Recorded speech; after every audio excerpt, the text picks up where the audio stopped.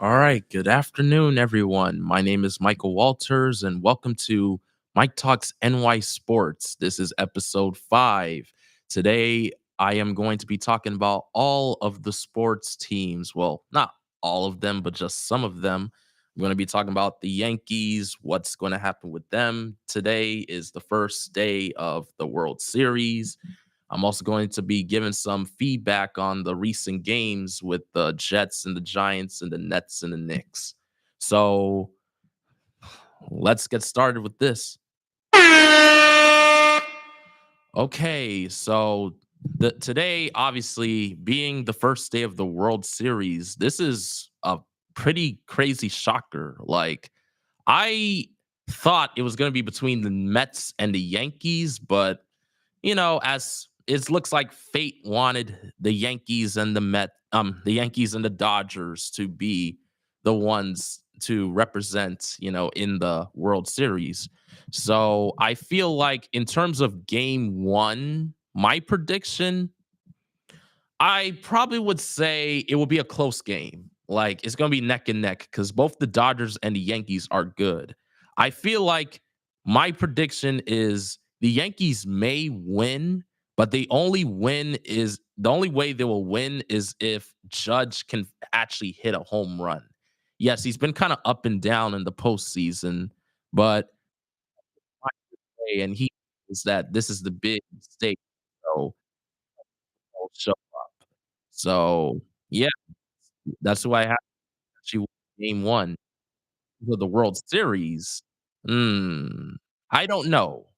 Any team could win, but I'm just hoping the Yankees could win because, this will be the first time since back when Derek Jeter and A-Rod were on the team that they win a World Series, and it'll be good for the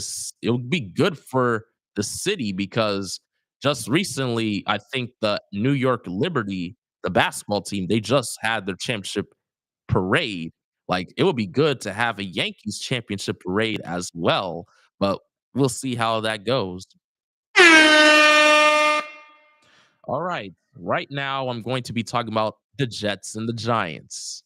Obviously, the Jets, they just did a trade for Devontae Adams, who was the wide receiver back when um he was the wide receiver for the Packers back when Aaron Rodgers was quarterback, and they just did a trade for him.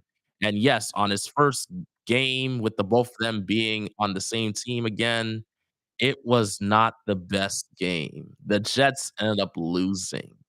Yes, I get it. It's team chemistry, like everybody has to get readjusted to new players and stuff, but I don't know. It's not looking too pretty for the Jets this season. It's looking like it's going to be yet another horrible and depressing season for them. But I just wish them all the best. And also for the Giants, the Giants have a lot of work to do. I didn't watch the game, but I did hear last week when they did play the Eagles that Saquon Barkley basically fried his old team. He just went off on the Giants. And I'm like, "Oh my god, like how can you just let a dude like that just go away?" Like you could if only you were willing to give him that money, he would have stayed. That's the issue that I have with the Giants. The Giants are not willing to pay the right players a good amount of money. Like, for example, gave Daniel Jones all of this money just for him to just throw a bunch of interceptions. Like, that's why a lot of New York fans want they want the Giants to get rid of Daniel Jones and go after a more established quarterback. I've been seeing tweets of New York Giant fans. They're asking the Giant organization, please trade for Matthew Stafford because they feel like Matthew Stafford can be that answer. Yes, I feel like the Giants need a more experienced quarterback like Stafford, but I don't know. I'm not the front office for that team because they feel like they feel that Daniel Jones may be that person to carry them to the next level, but I do not see it. It's been like over 4 years this dude, well, maybe 5 years, and we have not seen any growth. He's still the same dude.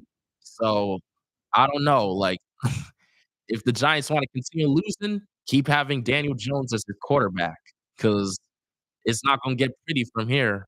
Like, I just wish the Giants will make the right decision for their team. And right now, I'm going to be talking about the Knicks. This I think it was Tuesday, they had their first game of the season against the Boston Celtics. Yes, the Celtics, congrats to them getting their rings, their championship rings. I heard that the entire Knicks team, they were in the locker room during that entire ring ceremony. They were like, they're not trying to look at that. Yes, I understand why, because they feel like they probably would have been in their situation had not the injuries had happened to their players because obviously the Knicks did not advance that far in the playoffs last season because the injury bug plagued them. Like they had a lot of injuries. So, but now they had the chance, they have the chance to show that they can compete now that they got a healthy and new team as well. But in that first game, I remember I was watching it on TV and I'm like, damn, the Celtics are just hitting all of these three-pointers. And I'm like, my God, like, what happened to our defense? Bro, we're supposed to be the best, like, defense, one of the best defenses in the NBA, but that clearly didn't look like that night. Like, Tatum hitting threes in Bridges' face, like, Derek White hitting open threes, Drew Holiday hitting open threes. It was like it's like what they call, I think they called it the Boston 3 party because they were just hitting all of their threes, whether if it was wide open or contested. But the only reason why they were all hitting those threes was the offensive rebounds. The Knicks were not getting any offensive rebounds. I remember watching the game, I'm like, "Is Cat gonna get a rebound? Is Hart gonna get a rebound?" No, they just let them get all these second chance points, like, and that's what hurt the Knicks. And also another thing that made me a little concerned from that first game was Bridges. Like, what happened to your shot? Like, bro, in the first half, dude went 0 for 5 from 3, but I remember in the preseason, they said he went an abysmal 2 for 19 from 3 during the preseason. That's crazy, like, people are now referring to him as Markelle Fultz, like, they're saying he's, like, suffering from, like, what Markelle Fultz has. I don't think he is like Markelle Fultz because Markelle Fultz actually had a condition with his shoulder that caused him to alter his shot. But Bridges, he is a career 38% from 3. Like, he shoots, 38% from 3 in his career, and he is not supposed to have this struggle. Well, I understand, yeah, he tweaked his jumper a little bit, but I don't know. I don't think it was the best thing for him to do because he was hitting good last year for the Nets. But I don't know, maybe it's a mental problem because in the second half, he did start to hit his shots, which of course I was a little like surprised. So I feel like there is still hope in him, getting his shot together. And also some good highlights that I've seen from that game, despite the Knicks losing, was Miles McBride. McBride really showed out for the Knicks off the bench. Like, I think he had 22 points, and he only missed, I think, like, about maybe 2 shots. Like, there was a point in that game where McBride did not miss at all, and I was surprised because 'cause I'm like, "Man, please, Thibodeau, please put McBride in the starting lineup because we've heard rumors of Josh Hart feeling out of place in the starting lineup. Yes, it has been evident in that game. He's been playing like a fish out of water for a while. Like, he's not playing that aggressive, he's not being the hustle player he was. So I'm just, like, saying, "Man, like, Tibbs, please put McBride in the starting lineup." But in all fairness, I feel like he should still stay on the bench because when you take McBride out the bench, who you got as a scorer off the bench? Yes, you say maybe Cam Payne could be your scorer off the bench, but Payne is a little streaky, so I don't think he could be the scorer off the bench. So that's why maybe keeping McBride on the bench to be your sixth man probably is the best way to go. And I feel like Hart needs to get more confident in his shot. I remember watching the game on Tuesday. The Celtic players kept on leaving him open for 3, and I'm, like, shouting on the TV. I'm like, "Man, shoot the ball, Hart." But Hart don't wanna shoot it. He's hesitant. Then he takes a stupid shot, and it's like he ends up missing, and, the Celtics just go on a massive run. And I'm like, "Man, Hart really needs to find himself," but I know. It's like people, they keep on criticizing saying, "Oh, yeah, the Knicks made a mistake trading for Bridges. They made a mistake trading for Cat." I'm just saying, it was only 1 game. Knicks don't have any chemistry with their new guys. They're still building up chemistry. They're playing against a way more experienced Celtic team, a Celtic team that had it literally took them a year or a couple years really to gel together. Like, the Knicks, they just need some time to build that chemistry and trust within themselves. Like, basically, change is not gonna happen overnight, and some people forget to realize that. Because I know there's a lot of people on, like, for example, the people on TNT, like Kenny, Shaq, Ernie, and Charles Barkley. Bro, I was watching the television, with in T on TNT, and it's like Shaq is there smashing the Knicks, like, he's there saying, "Cat is soft and that the Knicks stink." And I'm like, "Bro, Shaq, like, I don't know why you're saying this about the Knicks, like, bruh, like, when the Knicks still had Randall on the team, you were still saying terrible stuff about the Knicks, like, what's your problem, Shaq?" Like I don't understand why you're talking about the Knicks. Like, what if someone came to you and said, "You would have never won championships if it wasn't for Kobe or Dwayne Wade?" Like, yeah, that would literally make him get pissed because that is the truth. He would have never won his rings if it wasn't for those 2 players. So Shaq just needs to shut up. Like, he just needs to sit down and watch the Knicks flourish because all of his predictions have been wrong from the get-go about the Knicks. So tonight, I see the Pacers and the Knicks are going to be facing off against each other in the Garden. Yes, this is going to be a semifinal rematch. And my prediction for that game is that after the Knicks got their asses handed to them in Boston that first game, I feel like they are going to redeem themselves against the Pacers. Like, they're going to probably blow them out. Like, I see it happening. Like, Brunson's probably gonna give you, like, the typical 30-point, 10-assist game. Maybe Cat may finally go for, like, maybe about 25 and 12 or 25 and 15. I feel like Anunoby will have a better shooting game because that first game, he did not play too good. I feel like he'll play better now that he's playing against his old teammate Pascal Siakam on the Pacers. I feel like he's gonna probably give you, like, 15 points and a couple rebounds, a couple steals, a couple blocks. That's my prediction. Also, Bridges, in terms of his jumper, I feel like Bridges will find himself. He probably will shoot maybe about 40% in this game. It's only a prediction. We'll see what happens later. I feel like he will probably give you maybe about a good maybe about 15, 16, maybe close to 20 points maybe in this game. I feel like the Knicks are probably gonna win by about 25 points in this game. I just want them to get the revenge on Halliburton because Halliburton torched them in game 7 last season. So, I wish the Knicks the best on this game. So, yeah, that's it for the Knicks for this talk. Well, now I'm going to be talking about the Brooklyn Nets. The second Well, the 2nd team in New York for the NBA. Well, I'm not trying to give them that title. The Nets, they still need work.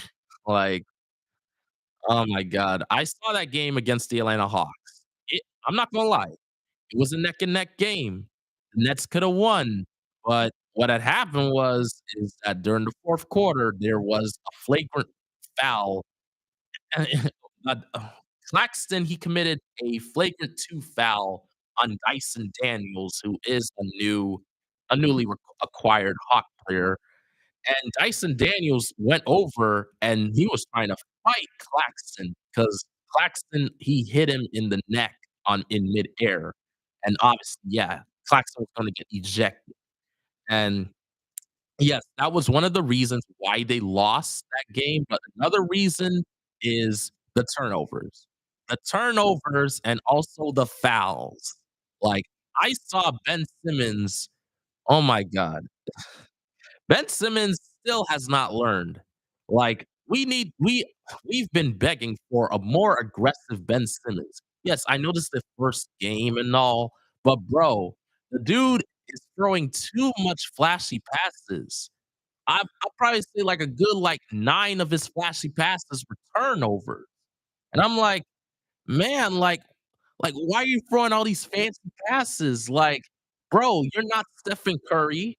Like, bro, I've only seen Ben Simmons run to the paint and make a good layup only once that game. Yes, he had a couple chances to score, but it's like he's wide open in the paint and he just passes off to his teammate. And I'm like, bro, why are you still performing like that little scared little puppy you were in game 7 against the Atlanta Hawks back in 2021? Like, bro, well, like, stop, bro. You need to stop being so passive and be more aggressive. If you become a more physical Ben Simmons than you are now, you can the Brooklyn Nets can thrive. Like the Nets look like a team filled with a bunch of players that are unwilling to make that jump. Like the only good player that I see on the Brooklyn Nets is Cam Thomas, and Cam Thomas, he's been there he's like the second tenured net player because Claxton was on the team way before him.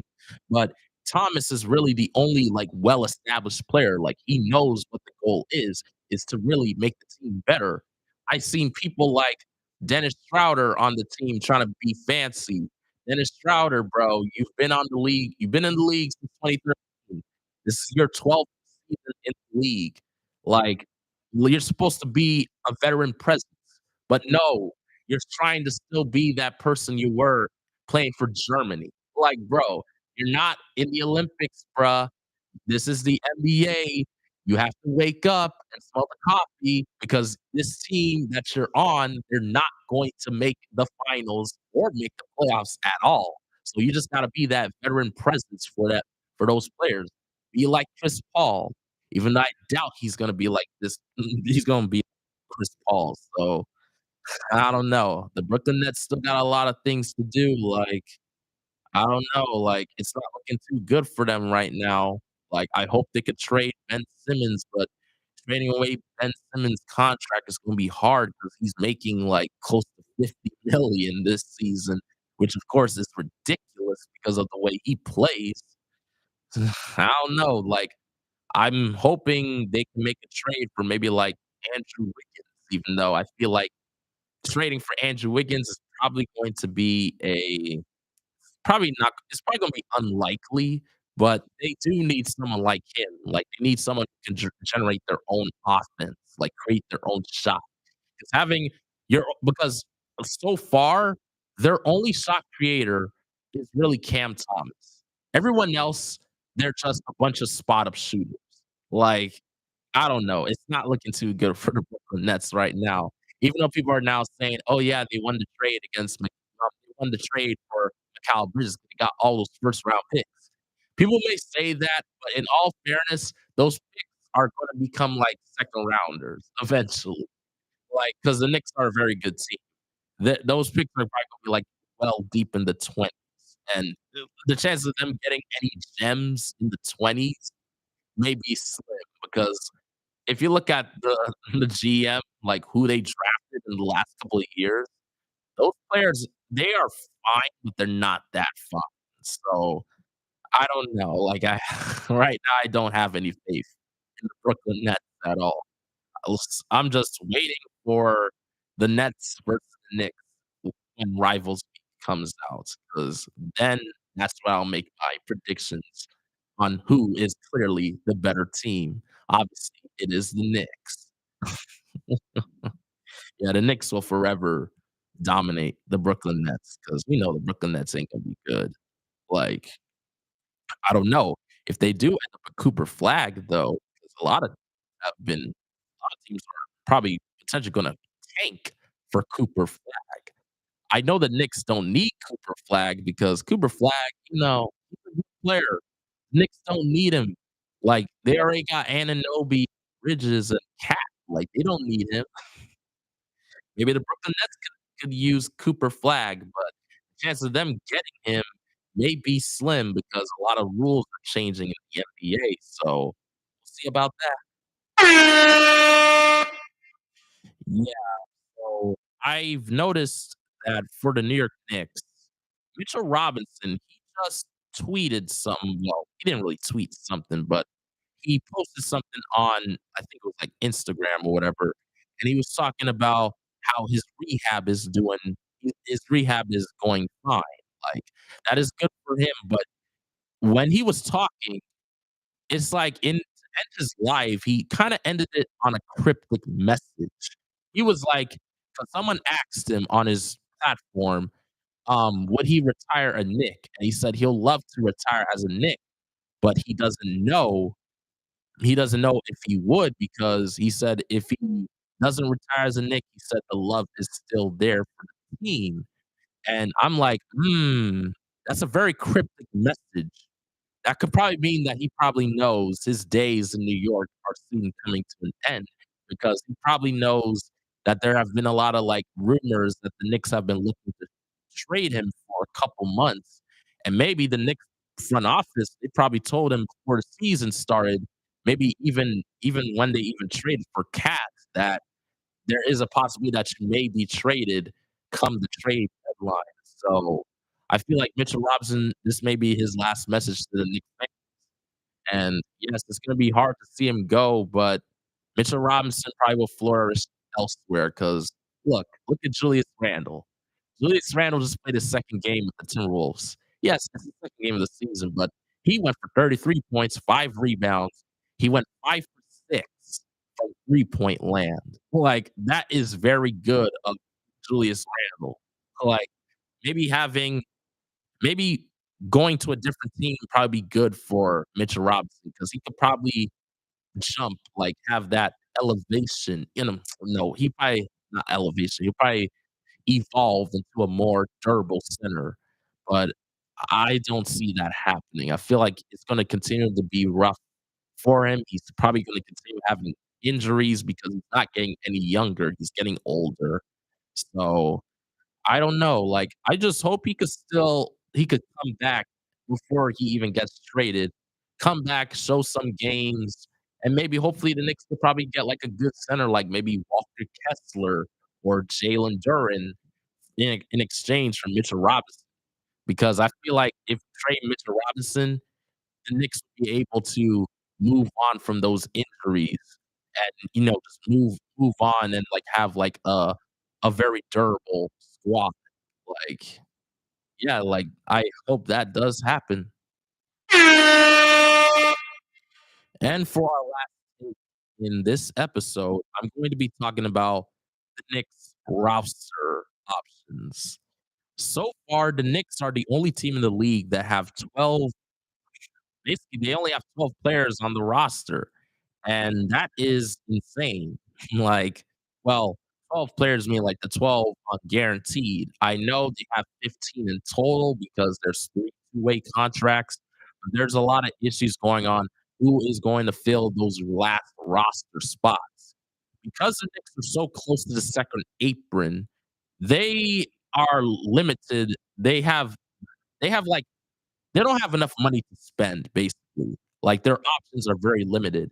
The only moves they can make is converting one of their two-way contract players to a standard contract and also signing a random free agent to a vet minimum. There are rumors going around saying the Knicks are looking into getting Matt Ryan. Well, they want to sign him on a two-way contract because he's only been in the league for, like, 3 seasons. Matt Ryan, they say last season he shot 45% from 3 for the Pelicans. Like, that is the Knicks need more shooting after losing DiVincenzo. So, maybe getting Matt Ryan would be that option, but they say it may not happen because of financial reasons. So, if you can't afford Matt Ryan, I've heard that they have interest in Lonnie Walker the 4th. Lonnie Walker the fourth, who was recently on the Celtics for preseason. He actually played very good for the Celtics in preseason, but the Celtics had to let him go because of financial reasons. So I'm like, if you're New York, please get Lonnie Walker on your team because he can help your bench. Your bench is still a little thin after losing Shamit to the dislocated shoulder. So sign go and sign Lonnie Walker the fourth. But if you can't get him, there's also been rumors that they wanna get back Marcus Morris, who they had to waive in order to complete the Karl Anthony Towns trade. I feel like getting Marcus Morris would help the Knicks in their bench scoring and also in their leadership because he is a vet, like, he's a veteran, like, having him on the team will give your team more mental toughness because he's an enforcer, and also it'll just give, like, someone who the Knicks could, like, rely on for advice, you know, because I feel like they need that vet presence in the locker room. Because currently, right now, they don't have that elder player like a Bogdanovich or a Derrick Rose or a Taj Gibson on their team. So I feel like maybe Marcus Morris may be that person. And I just hope the Knicks just make the right decision. There's even rumors saying they're waiting for Shamet to come back from his dislocated shoulder. The thing is, I don't know if he is gonna come back. And, like, dislocated shoulders are tricky to come back from. Like, we saw what happened last season with Julius Randle. He tried to come back in time for the playoffs, but they ended up realizing he needed the surgery. So I don't know. Like, we'll see how it goes with Shamet. I hope he can come back healthy, but it's a little uncertain. Like, we don't know what the timetable is in terms of his recovery, but I hope he does recover. So so my prediction in terms of who is gonna get those roster spots is Ariel Huckaporty is going to be converted from a two-way to a standard, and my prediction for the last roster spot may be Marcus Morris. And yeah, and that's it for today. For for next episode, I'm going to be talking about my reaction to the next couple games for the Knicks, and I'm also gonna be talking more about the World Series and really more like if the Jets and the Giants gonna make decisions on some of their players for the future. And well, this is all for today. This is Mike Talks with NY Sports. Um, this is Michael Walters reporting from WIUR. Have a good day and peace out.